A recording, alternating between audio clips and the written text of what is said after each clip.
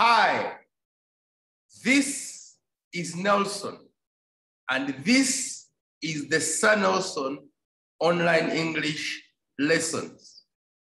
Today, I'm going to teach you about the IELTS speaking test.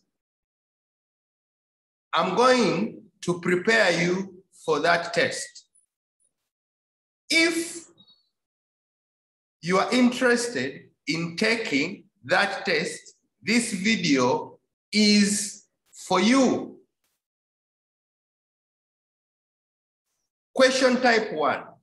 I have divided the questions into question types for convenience. Convenience means I want to make the questions easy for you. If you have hope of taking the test, this video is for you. But this video or lesson is not for only those who want to take the IELTS test. If you want to speak English almost like a native, this video is for you. I'm going to teach you how to score a high band in the IELTS test. I am going to begin with what I call question type 1. This is my way of making the work simple for you. There is no such a thing like question type 1 in the IELTS, but there is what they call description questions. But for me, I have called description questions question type 1. I will teach you 8 types of questions. In this video, I'm going to concentrate on only one, question type 1. What is question type 1? These are basic description questions. What are description questions? These are questions which require you to describe something. For example, describe your hometown, describe your bedroom, describe the food you eat, describe your family, describe your shirt. When they tell you to describe something, what do you do? And this is what I'm going to teach you in this video. Once again, this is the Sir Nelson Online English Lessons. These are. You can contact me on my email, nelsonimpaji@gmail.com. I can design individual lessons for you depending on your problem. Do you have problems with grammar, speaking, writing, anything in English? I can record lessons to help you improve. Send me a message in my inbox, in my email. Okay, let's continue with the lesson. Look at the example question. Tell me about your hometown. When someone tells you, tell me about your hometown, describe your hometown. That's what they are telling you. This seems like a simple question. Candidates must remember that the examiner is not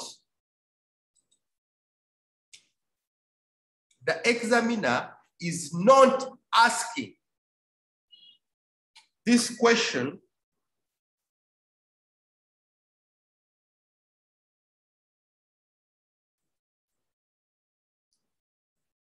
The examiner is not asking this question because he or she wants to know something about your hometown.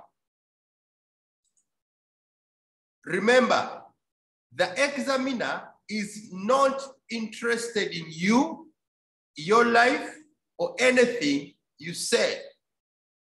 The examiner actually doesn't want to know about your hometown. The examiner is doing a job.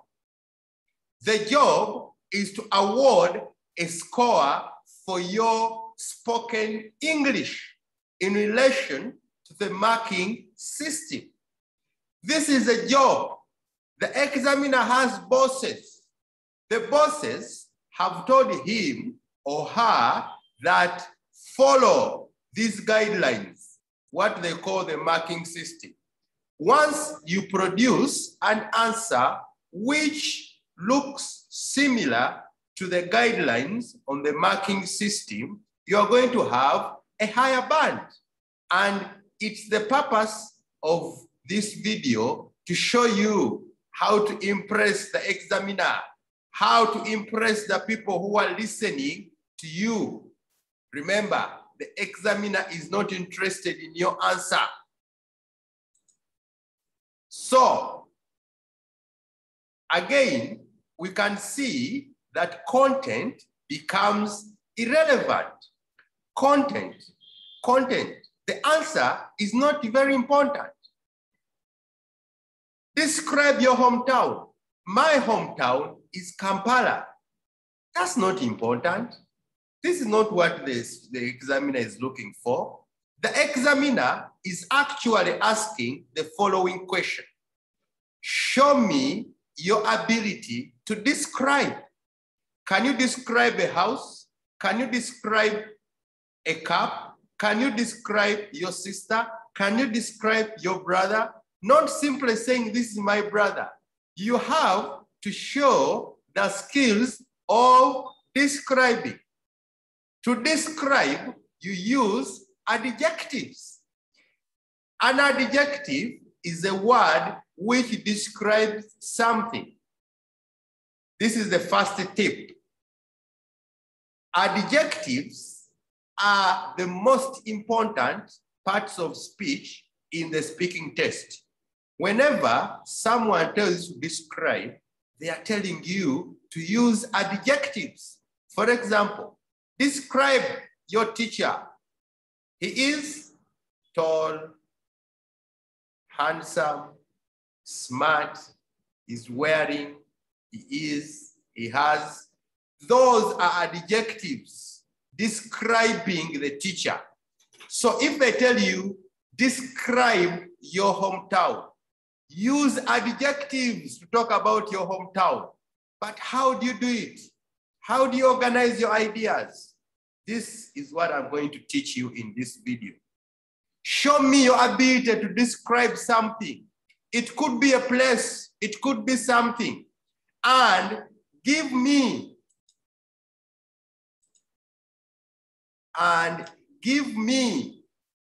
some town or city vocabulary.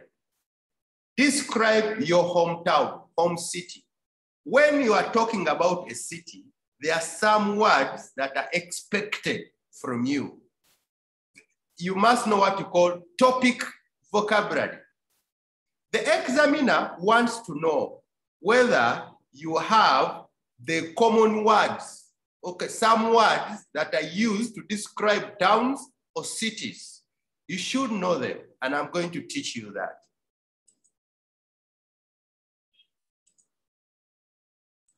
Look at the example given. Remember, our question is, tell me about your hometown. This is what the student wrote. I come from Beijing. Describe your hometown. So the hometown is Beijing. I am native of this city. Native means I was born there. I have lived there all my life.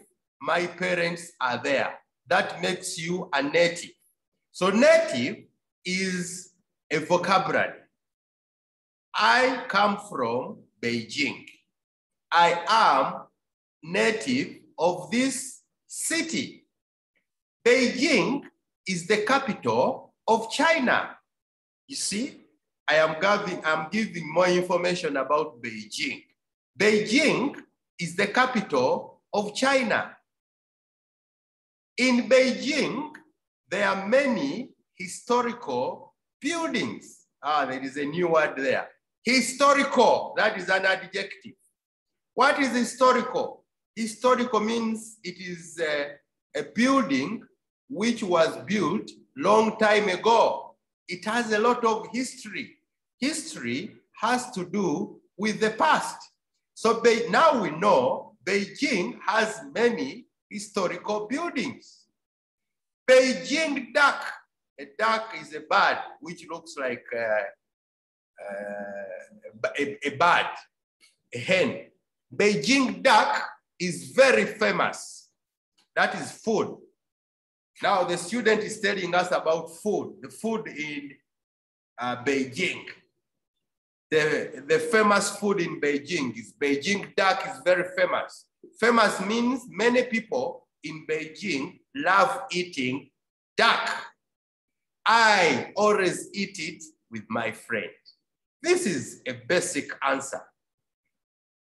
Describe your hometown. And this is what the student has given us. The student has given us the name and it has given us some information about Beijing. And he has used some less common vocabulary. For example, native, historical, and capital. Capital, when you are talking about a city, of course, capital city. The capital city is a very important word. Okay, vocabulary. Remember, in the speaking test, you are supposed to show your ability to use less common words. What are less common words? Historical buildings. When you are describing a place, of course, you talk about the buildings, the houses. Do you have enough words? There are very many words you can use to talk about buildings. So when they're asking, when they tell you to describe a place, you can talk about many things. One of them is buildings. In this example, the student has talked about buildings and food. However, there are many things you can describe, but you cannot finish them. So you choose some, like this student has decided to talk about the buildings and the food. Now let us learn some new words, some less common words we can use to describe buildings. Nobody has talked about buildings. The question is, describe your hometown. But a hometown is made up of many things. You can talk about the people, the weather, the food, the shops, the transport, very many things. So you choose, but you cannot finish them. You choose some. Now let us add more information. Buildings. You don't always say historical buildings. There are very many other words you can use. What are historical buildings? Buildings built many years ago. In the past. Ago means in the past. Many years ago. Buildings that have been there for over 50 years. Those are historical buildings. Okay. Practice number 1. Now, this is the most important part in this course. Practice. Remember, practice makes perfect. This is a speaking training. But before we speak, we are going to write. It will be easy for you to speak once you have put it in writing. Practice 1. Do you have some historical buildings in your country? Probably yes. Get a book and a pen. Write the date. Write today's date. Make sure you have a margin in the book. Your book should have a margin. Answer this question. Write the word. Write the phrase, practice 1. Remember, this video has very many practice exercises. you must do all of them. Once you do all of them, it means you are going to get the concept, the idea, and you will be able to answer description questions well. Get your pen and book, answer the question. Do you have some historical buildings in your country? Yes. For example, give examples. Which one? How many years have they been there? What is done there?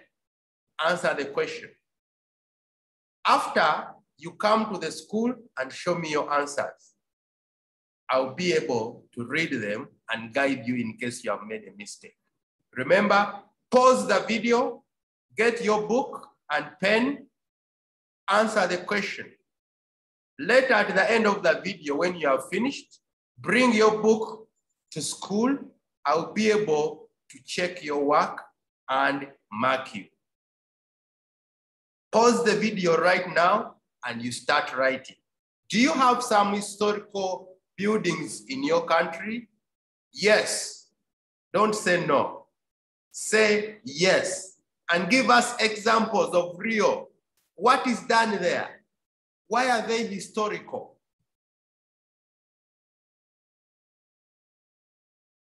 Oh yes. Modern buildings. A city does not have only historical buildings, it can also have modern buildings. These are buildings built, that is not built, built instead of you put there T. Buildings built using new styles of architecture. Architecture is a method, a style, a method of buildings. The historical buildings were probably built in the 1920s, 1930s. The technology there was different from today. The style then was different from today's style. The architecture, the right word is there, architecture, learn that word.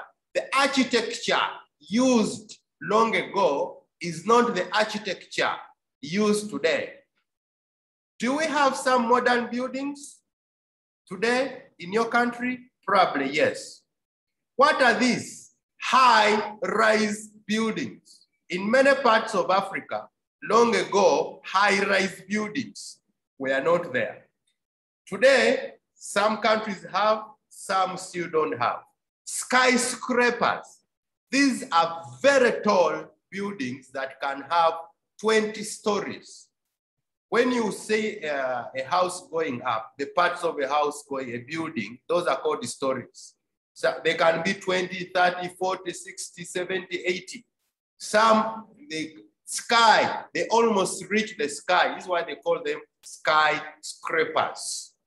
So these are words you can use when you're talking about your hometown.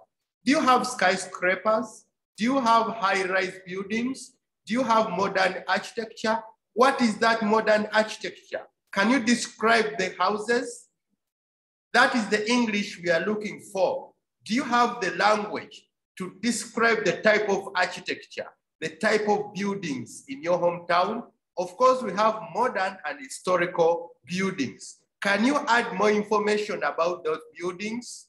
Practice 2, get your book and pen. Give us examples of modern buildings in your country. We don't need all. We need 2 or 3, but describe them. Why do you call them modern? What is there? Describe them to us. Once you do that, you get the vocabulary. Get real answers. Do you have skyscrapers? However, if you don't have, you can also say we don't have. For example, you can say, in my city, Kampala, we don't have skyscrapers. Indeed, we don't have many. Maybe we have 1 or 2. But if I say we don't have skyscrapers, I have showed you that I have the vocabulary. The important thing is to use the vocabulary expected. These days, modern cities have very many high-rise buildings or skyscrapers. How many stories? What is done there? How do they look? Describe them. Now, in your book, write the word practice 2. Give us examples of modern buildings in your country. Name them, describe them. Why do you call them modern? We also have public buildings. What are public buildings? Public buildings are buildings built to serve the community. For example, airports, malls, markets, shopping arcades, amusement parks. Amusement means fun, places where you go for fun. Stadiums, beaches, theaters, mosques, churches, temples, etc. These are public buildings. Practice 3. Tell us about public buildings in your area. Do you have some public areas? You don't have to tell us all of them. Just tell us 2 or 3, but describe them. What is important is the ability to describe. Tell us about those buildings. What is done there? Who goes there? What type of buildings are they? Pause the video.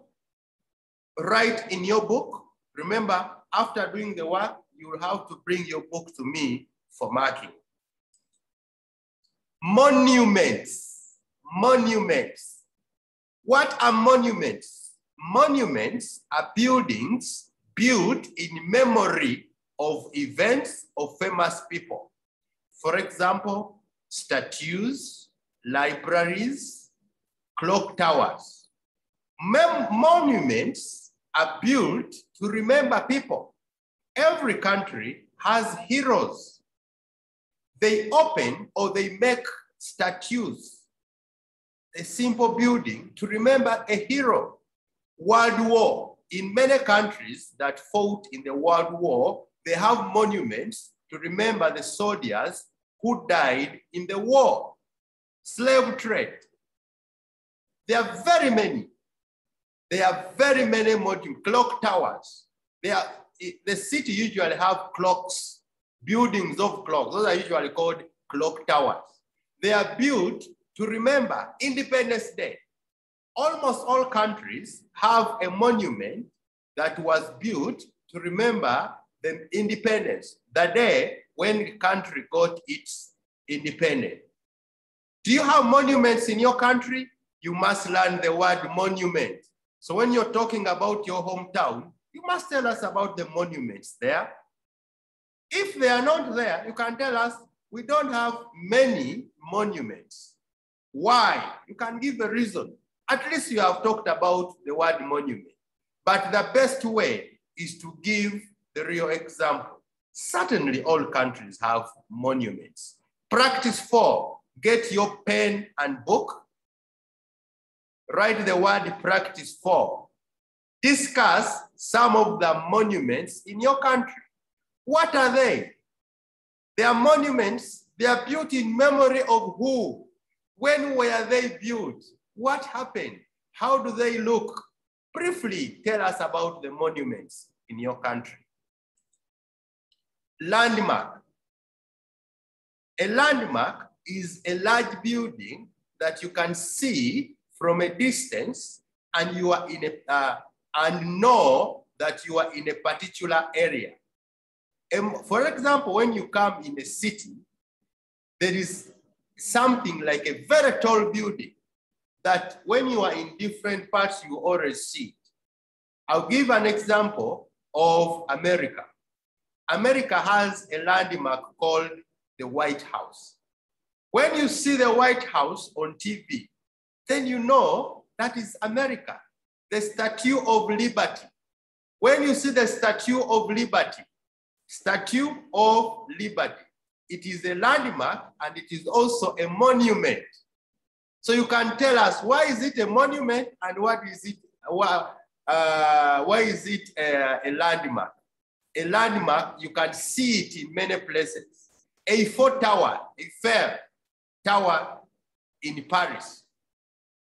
When you go in Paris, in many places, you can see that tower. That tower is a landmark. Whenever you see it, you know that now I am in Paris, in France. Practice 5, discuss the landmarks in your area. Do you have some landmarks in your area? Probably yes. What are they? Where are they located? What can you tell us about those landmarks? Write in your book, and then you bring your book to school for marking. Food. Remember in the example, the student talked about buildings and food. I've given you some other examples of buildings, but there are many others. Now let us begin slowly. Basic food vocabulary. Kampala has various local and continental foods, cuisines, dishes. Various means different types. So when you're talking about food in your country, we have various dishes, foods, local and continental. What is continental? Continental means other countries, Europe, Asia. Continental, local and continental, foreign foods, foreign types of cuisines, dishes, or foods. You don't have to use food all the time. You can learn those words. Cuisines, dishes. You can also say something about that food. They are tasty. Tasty. Of course, nice. Nice is a common word. But you can use a word like tasty, delicious, mouth-watering. You are talking about the dishes. There are very many. You can give an example of one and tell us that it is tasty, it is mouth-watering. This vocabulary will show that you have the topic-related vocabulary. Yes. Practice 6. Discuss the different foods in your home area. Tell us both local and continental. You can use the sentence structure that I've given you.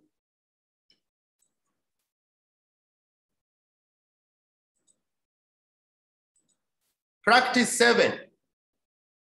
Use the example given to describe your hometown. Talk about buildings and food. Practice 7. Use the example given to describe your hometown. Talk about the buildings and food. You are going to use this example.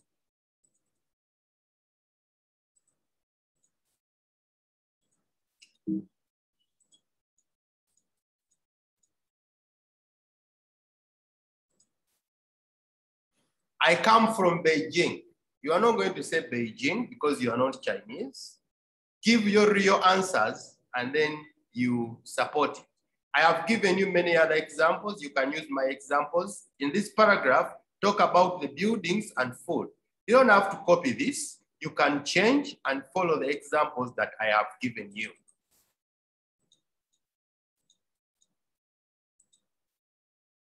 Okay. Now, the problem with this response is that it answers the question, but it does not offer the examiner any evidence of your ability to describe something.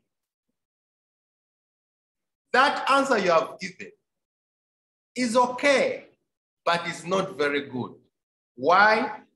It doesn't give evidence of your ability to describe anything. A description needs to offer detailed and precise information, and the points need to be developed in some way.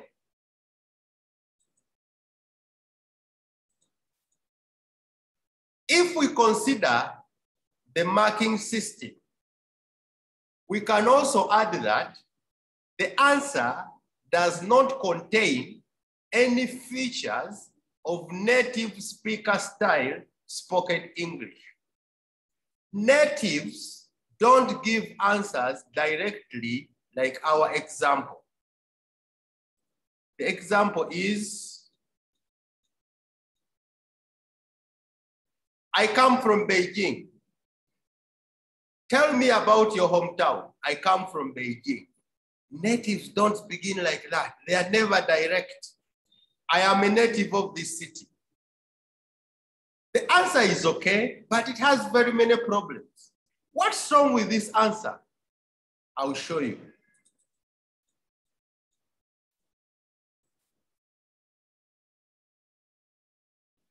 A description needs to offer detailed, precise information, and the points need to be developed in some way. You must develop your answers.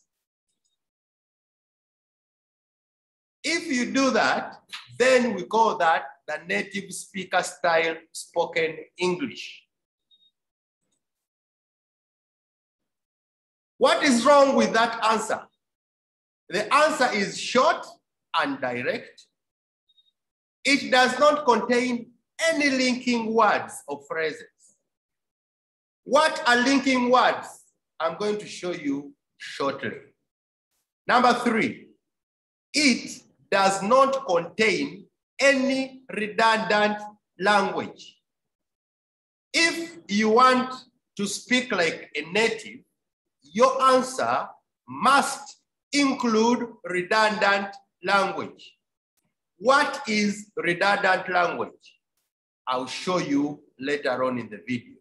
Redundant means useless. They are useless words, but you must add them in your answer.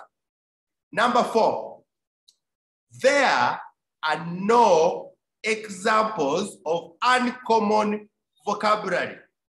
Uncommon vocabularies are words like cuisine, dishes.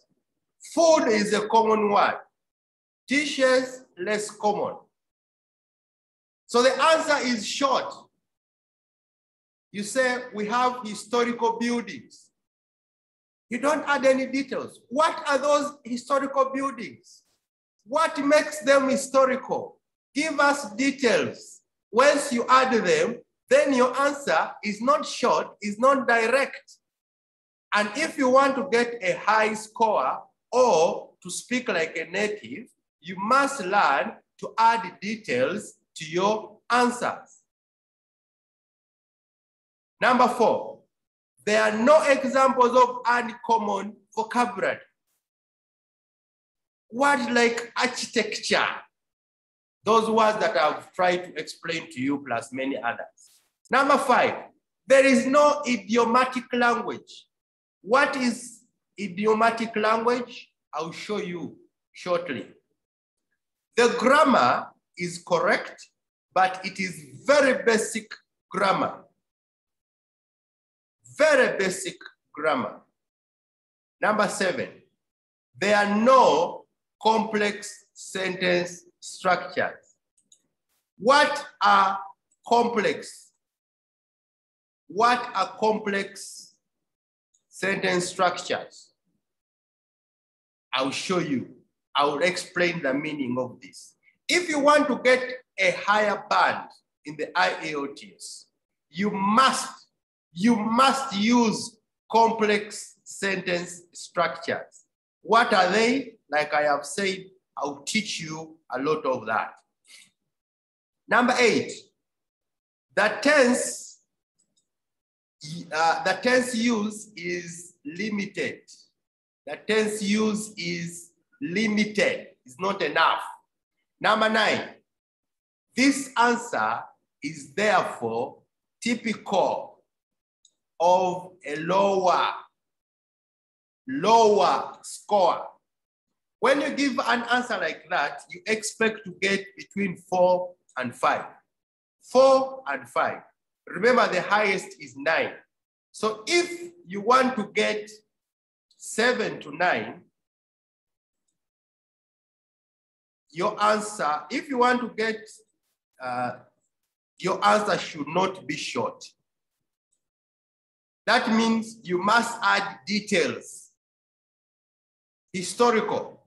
What do you mean? Dark. I enjoy dark food. What is dark? What is dark? Describe that food. Give us more information. Don't be direct. Use linking words and phrases. We shall see that later. Use redundant language. So if you want to get a score, a high band, a high score, you must learn to use redundant. Don't worry for now. I'm going to show you what I mean by that. Don't use common vocabulary. Use less common. Use less common vocabulary. Use idiomatic language. Idiomatic language will assure you 7, 8, and 9. Native speakers use idioms. What are idioms? We shall learn that later. Of course, the grammar. The grammar has to be okay, but not basic. It should be complex. You should use complex grammar. Now, consider the following answer. We have the first example and we have this one. I want you to remember that the first one was beginning with this. Describe your hometown. I come from Beijing. But in this example, I don't begin with I come from Beijing. I begin with some words. These words are what they call redundants. They are useless. Even when you don't put them there, the answer is describe your hometown. I come from Kampala. What's wrong with that? That is the answer. But somehow, natives don't speak like that. Natives use a lot of useless words. Useless in the sense that they add nothing. That's why we call them redundancies. But this is not our language. We are learning a language of other people. So we have to speak it like them. We should not ask them why they choose to do that. It's their language. Redundancies. Well, as you can probably guess, that is a redundancy. I come from Beijing. That's different from straight away, directly. I come from Beijing. And now this one is important. Compound sentence. You are adding more information to Beijing. You don't stop there. I come from Beijing, you stop there. You can use the word "and" to add more information. Remember, adding details is very important. I come from Beijing and I have lived here all my life. That makes you a native. So the other way you can say, I come from Beijing and I am a native. Why? I have lived there all my life. That makes you a native. Or you can use a relative pronoun. I come from Beijing, which is the capital of China.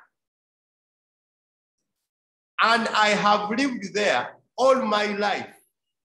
You must add some details to your topic sentence. Although at the moment, I'm studying. Because of the word at the moment, now I'm studying in another city. Remember the question, describe your hometown. Even when you don't live there now, you go back and tell us. They are not asking where you are living now, but your hometown.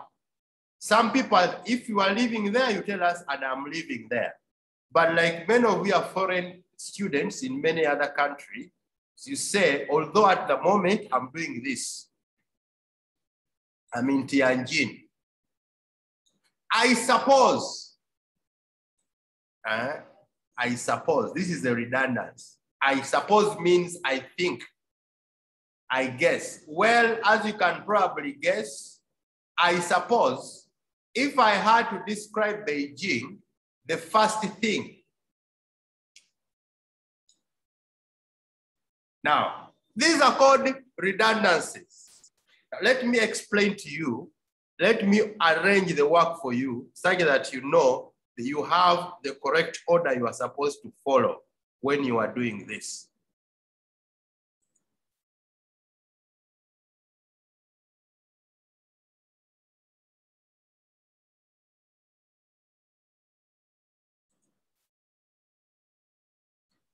This response is much better in quality than the first answer for the following reasons.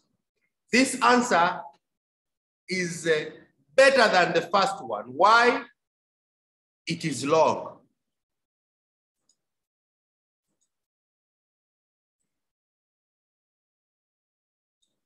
It is long, but it doesn't move away from the topic. It is still on hometown. It contains redundant language. It contains linking. What are linking phrases?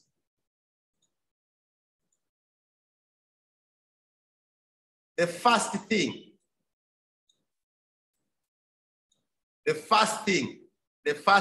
that is the linking. That is a linking phrase.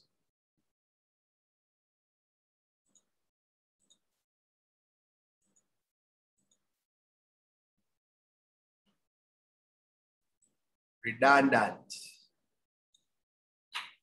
It contains redundant language. It contains linking phrases. It contains one idiom. It contains uncommon vocabulary. It contains topic specific. Topic specific. Topic specific means the vocabulary of the topic. Hometown, city. You are using the less common words of the city. It contains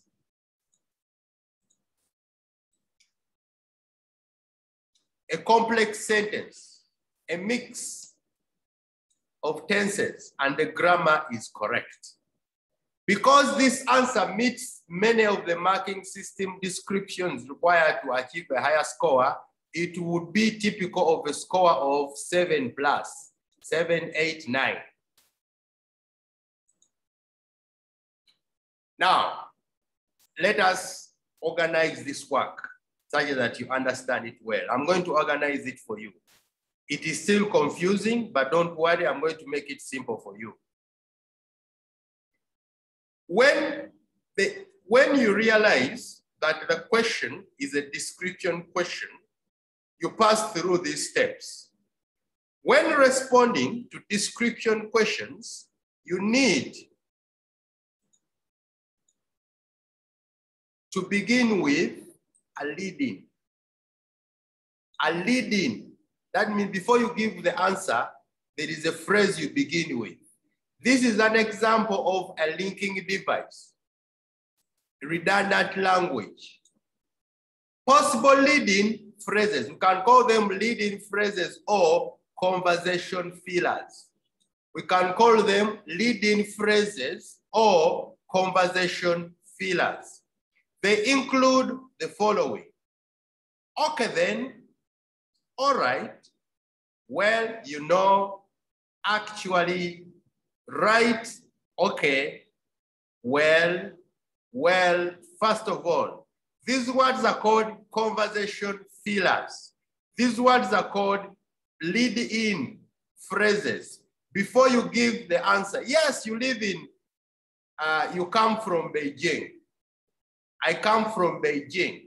But before telling us that, you begin with the lead-in phrase. Okay then, well, I come from Beijing.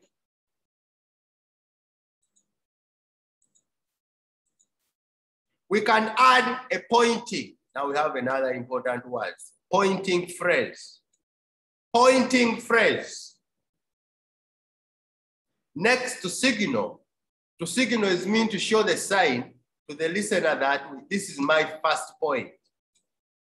When you are speaking or writing, it is important to use signs to tell the listeners that this is my first point.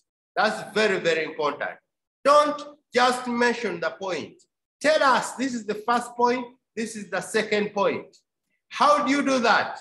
You can use any of these phrases. This is another example of a linking device. These phrases are redundancies, but they help you to connect your ideas. Native speakers use them quite a lot. Number one, the first thing I should mention is that. Number two, the point I would like to begin with is that. I could start off by saying that. Now, this pointing phrase is clearly showing that this is the first point. Be careful. I want you to say that all these phrases are ending with the word that. You must put that word that because it helps you to create a complex sentence. Once you put this word that, it means the sentence you are writing is complex already. And like you have seen, complex sentences will help you get a high band. My initial is the same as first. I need to start off the main. I suppose I really need to kick off. Now you must memorize this. I'll show you how to memorize them. You need a pointing phrase before you give the answer. Most of the above contain interchangeable words. Now you are ready to describe your first point. Example question. Tell me about the street that you live in. Tell me about the street that you live in. A street is a road. A road in the city with buildings on both sides is called a street. Now the question is, describe the street that you live in. Think about one important point you can describe about your street. Like I told you earlier, when they tell you to describe your hometown, you are not going to talk about everything. Pick two or three. Two or three are always enough. If they tell you to describe your hometown, you can pick weather, food, people only, and you describe those ones. Similarly, when they tell you to describe a street, you get one point about the street. It could be location, where is it located, the size, the appearance, the buildings, etc. You do not have to give the name, as this is not really describing. When I say that, you do not have to. It means you can if you want, but the name is not important. What is important is the ability to describe. But it is okay if you mention the name. And the name would probably be in the local language. If you give a name which is in Chinese, I don't understand Chinese, but I want English. I want the ability to describe. So you would not be using examples of topic-related vocabulary. Select a leading phrase and a pointing phrase.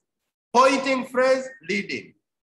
Leading, conversation filler, pointing. Pointing, you are pointing where you are going. First, I will go here. Second, those are called pointing phrases. You are helping the listener to understand where you are going. That's very, very important in IELTS. Now, describe your first point. Choose a different leading and pointing phrases and practice describing the first point about your street. The first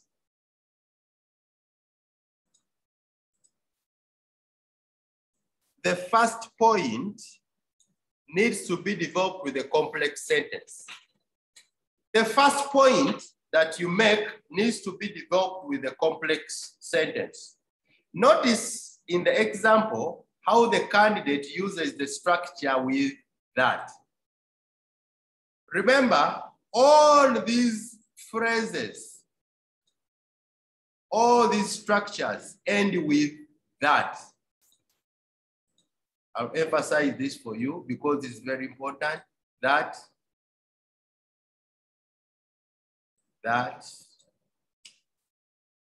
So the last word has to be that. This will help you to create a complex structure. The first thing I would say is that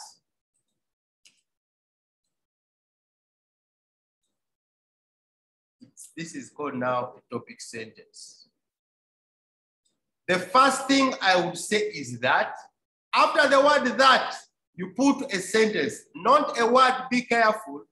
You put a sentence. It's absolutely enormous. Enormous is a less common word, means very, very big. But we don't have a word very, very big in English. It is better to say enormous. So the street is big. So this student has decided to talk about the size of the street. The first thing I would say is that it's absolutely very big, enormous. Maybe even one of the biggest cities in Asia. This one now is describing his hometown. This is a simple but effective way to join your linking phrase with a detailed sentence. The result is a complex structure. Okay. The real example. Tell me about the street that you live in.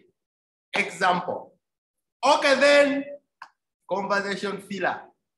Leading phrase. Remember, I've given you many others. It is not always this one. Okay, then, if I had to describe, now this is very important. If, I will call this the if phrase. Tell me about the street. If I had to describe, tell me about is the same as describe. If I had to describe. Now, this structure will always help you to connect the question to the answer.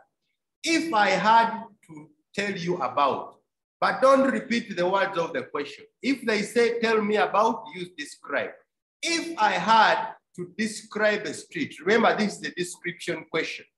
If I had to describe a street in my home area, home city, hometown, home area, comma. Because of this if, you put a comma. And this is already a complex sentence. Sentences that use if are complex structures. Okay, then, if I had to describe a street in my home area, comma, the first thing I should mention is that, then you go to those phrases. The first thing I should mention is that it has many historical buildings. This is the topic sentence. The first point that I'm going to talk about is historical buildings. But I make a sentence. Don't say, the first thing I should mention is historical buildings. Put a sentence after that. It has, the city has the street. I'm describing the street. The street has many historical buildings. Now, this is what you call a complex, this is a complex structure. If I had to describe a street in my home area, the first I mentioned is that this is all one sentence.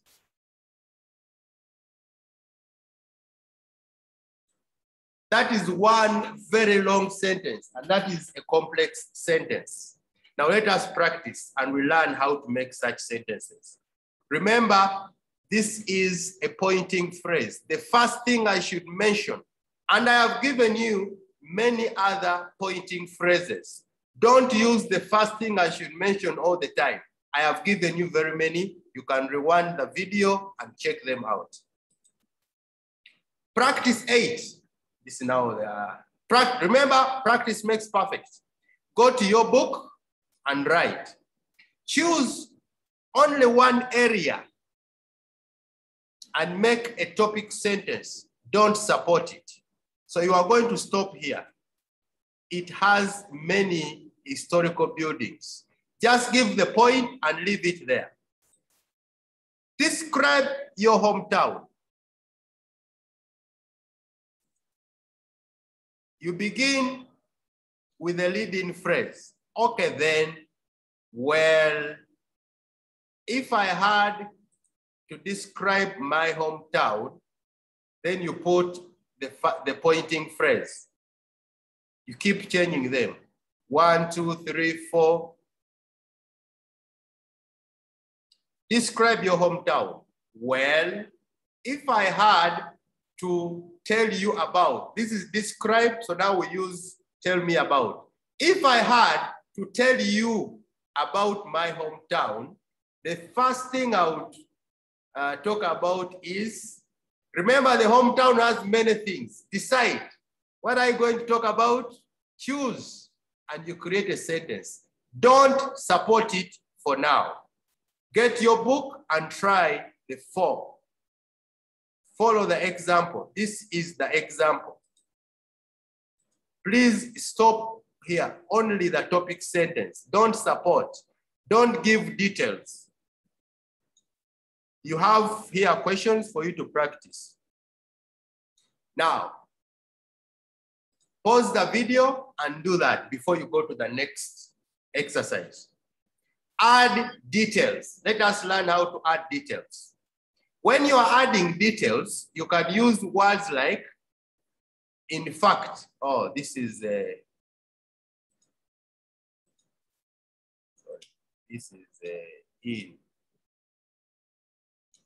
in fact, actually, or give examples. These words help you to add details to your topic sentence. Words like, for example, for instance, these ones, when you are giving examples. Let us see an example. It is best illustrated if I give the following example. We could take as an example. Let me give you an example. Okay, then, if I had to describe a street in my hometown area, the first thing I should mention is that it has many historical buildings.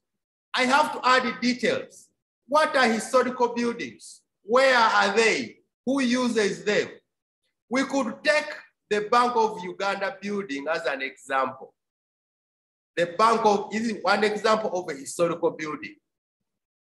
But why do I say Bank of Uganda is historical? I give more details. It was built 70 years ago. Now 70 years, that's a long time ago. It means it is historical.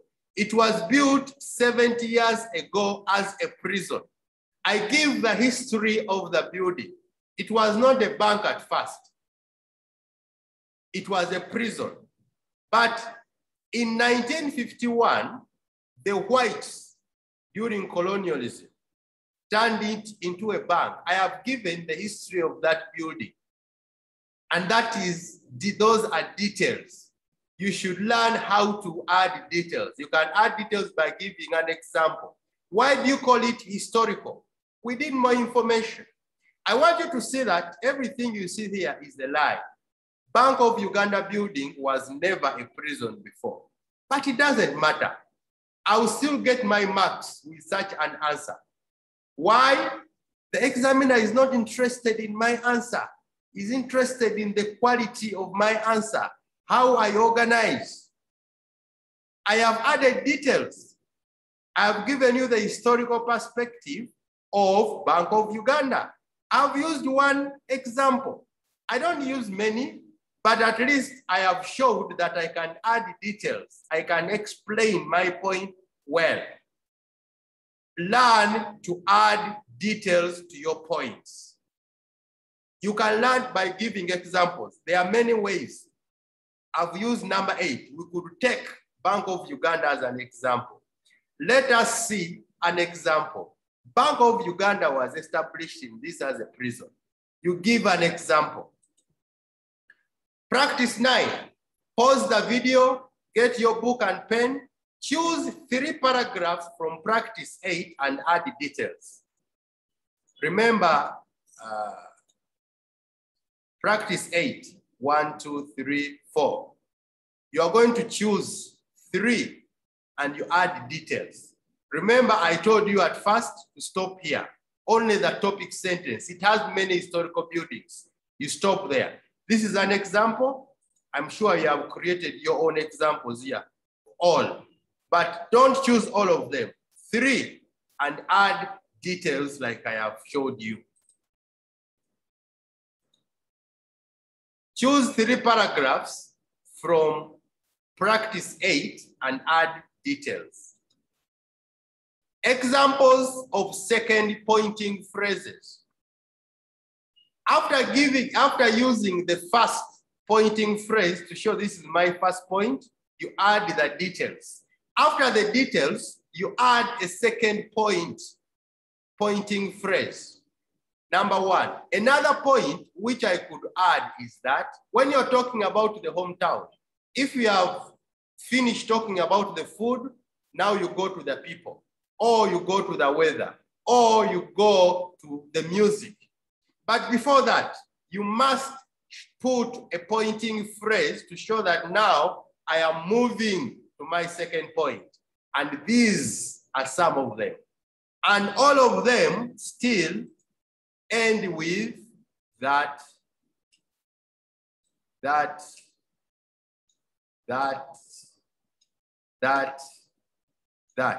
Why? To create a complex sentence.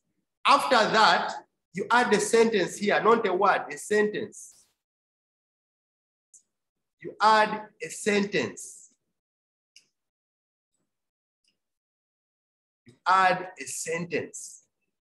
On top of that, I can also add that you create a sentence changing the topic. This is what we call it a pointing phrase, a second pointing phrase. For example, okay then, you see I am developing my point and I hope you are doing the same in your book. Okay then, if I had to describe a street in my home area, the first thing I should mention is that it has many historical buildings. I must add details. We could take the Bank of Uganda building as an example. It was built 70 years ago as a prison first. But in 1951,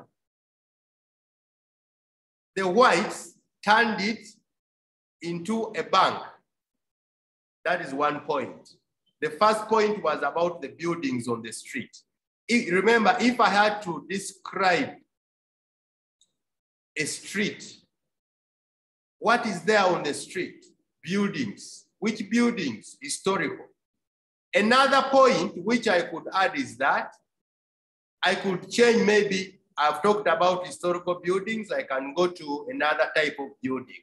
Or I can leave buildings and I go to another area. It is a very long street, very long.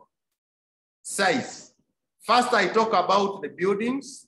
The other point, I'm talking about the size of the street. It is very long. But what is very long? I have to add details. To add details, I'm using the word in fact. The word in fact can be used to add details to a topic sentence. When I say the street is very long, why do I say that? I add details. In fact, it could take you 1 hour to finish walking along. Now, if you're walking on the street and you take 1 hour, that must be a very long street. So I have added more information and it is clear that the street is long. Learn how to add details to your points. Practice 10. Choose 2 paragraphs from practice 9 and add a second pointing phrase. Remember now, go to practice 9. Choose 2 paragraphs from practice 9 and add a second pointing phrase. Pause the video and do that. 3. Examples of third pointing phrases. And I shouldn't forget to mention that I'm adding now a third one. You can use any of these phrases. Example. Okay then, if I had to describe a street in my home area, the first thing I should mention is that it has many historical buildings. We could take the Bank of Uganda building as an example. It was built 70 years ago as a prison first. But in 1951, the whites turned it into a bank. Another point which I could add is that it is a very long street. In fact, it could take you 1 hour to finish walking along this street. And I shouldn't forget to mention that. That is a third pointing phrase. I'm showing that now I'm adding a third point. The first point I talked about the buildings. The second point I talked about the size. And then the third one, I'm talking about the people there. It's a crowded street. Now this is a sentence. The street is crowded. What is the meaning of crowded? Why do I say that? I must add details. To add details, I use the word actually. Actually is same as in fact. It is used to add details to the topic sentence. Our topic sentence is, it's a crowded street. And I shouldn't forget to mention that that is a pointing phrase, a third pointing phrase. It's a crowded street. I must add more details to my topic sentence. Actually, on a working day, close to 1 million people use the street.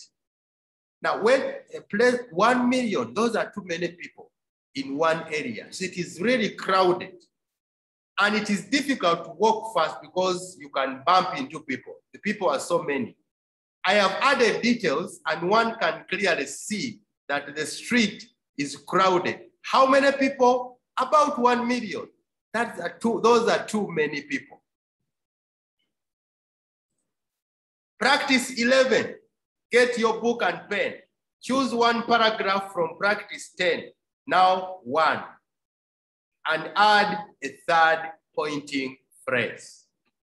Choose 1 paragraph now and add, it is now a long paragraph, but you must write all of it. Add a third pointing phrase following the guideline that I've given you. That is the end of our paragraph. I hope you have moved through the steps and I hope you have done the work in your book. Write, come to school, bring your book, and I'll check whether you have done the work. If not, I'll guide you. Remember, we learn from mistakes.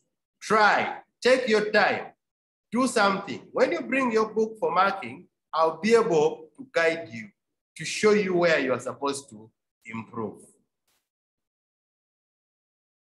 Most candidates will probably be asked at least 1 description question.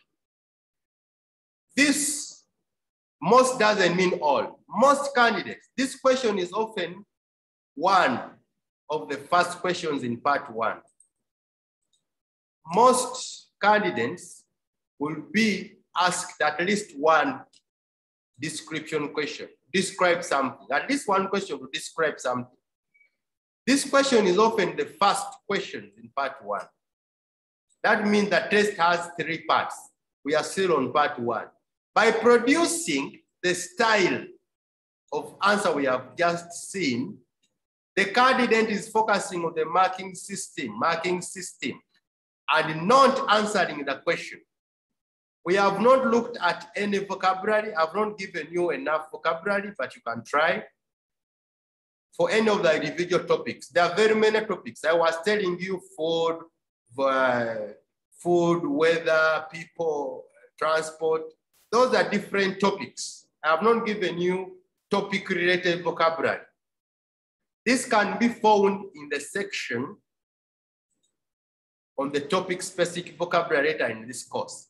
Later on in this course, I'll be teaching you some of that vocabulary. But for now, you can use the English that you have. That is the end of the lesson. I hope you try the exercises. See you next time.